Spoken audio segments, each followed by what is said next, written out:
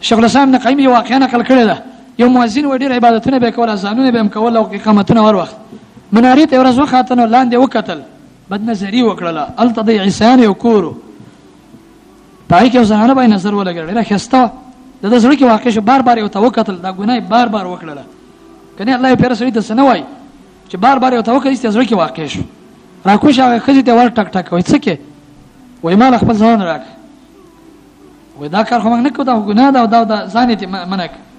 وای زه به ما سره نکاح وکړم نه خځې وته چې نکاح به وکړو خو ته مسلمان یې زه عیسایان یم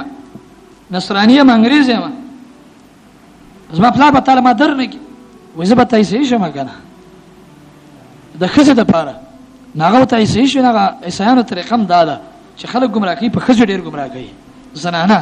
زنانه ولا ورکه اکثر د دې مالدار او مشرانو خلکو خزي يهوديان او نصراني نه وي وجدار چې د گمراه کول لپاره د زرايع دي هغه سره نو دا تاسیس شو او خزه ولا غوړ کړل نو د تاریخي کیسه کې راځي چې دا سړی چې وای څه کار د لپاره بهر وات په دې چت باندې سروانو نه کته است پریوات ام د دې واده کولونه مخکې کته پریوات است مرش مردار شو نو نه خزه په لاس باندې رااله او نه ایمان په لاس راغی ایمان هم تلاړ او خزه هم تلاړ